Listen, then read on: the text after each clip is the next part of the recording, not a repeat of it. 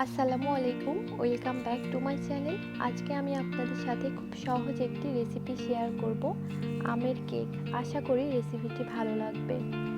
এখন যেহেতু আমের সিজন, তাই আম দিয়েই কেকটা বানালাম আর আপনাদের সাথে শেয়ার করলাম। তো চলুন রেসিপিটি দেখে নেওয়া যাক।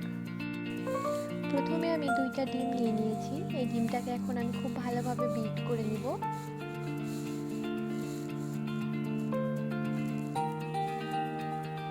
এর মধ্যে আমি হাফ কাপ পরিমাণ চিনি দিয়ে নিচ্ছি।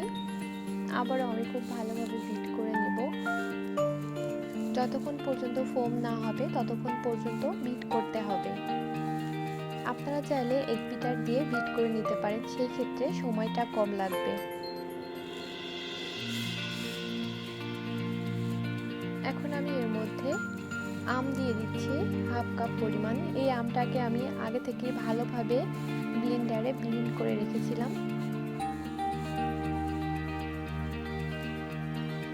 তেল দিয়ে দিচ্ছি হাফ কাপ পরিমাণ।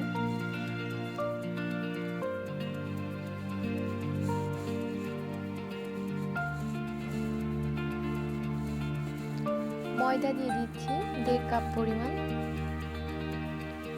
বেকিং পাউডার 1 টেবিল চামচ পরিমাণ। এখন ভালোভাবে মিশিয়ে নিতে হবে। মেশানো হয়ে গিয়েছে। এখন আমি এর মধ্যে কিছু স্লাইস করা আম দিয়ে দিব, যেহেতু এটা আমের কেক। স্লাইস করা আমগুলোর জন্য কেকটা খেতে ভালো লাগবে।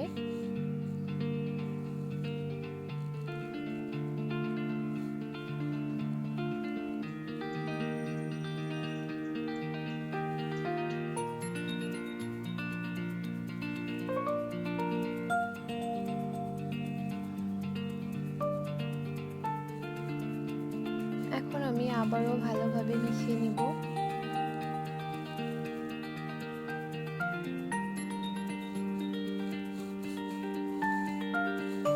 আমি এখানে একটা কেকের মোল্ড নিয়ে নিয়েছি আর বাটার পেপার দিয়ে নিয়েছি।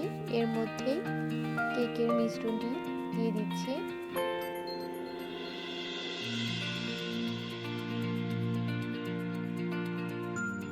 এখন আমি একটা সসপ্যান নিয়েছি আর এর মধ্যে হাফ কাপ পরিমাণ লবণ দিয়ে নিয়েছি। এর মধ্যে কেকের মোল্ডটা বসিয়ে দিলাম আর ঢাকনা দিয়ে ঢেকে দিচ্ছি। এখন আমি 40 থেকে 45 মিনিটের জন্য লো হিটে রেখে দেব।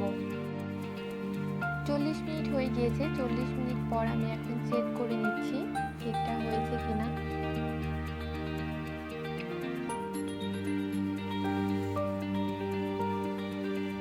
কেকটা হয়ে গিয়েছে। এখন আমি মোল্ড আউট করে আপনাদেরকে দেখাবো।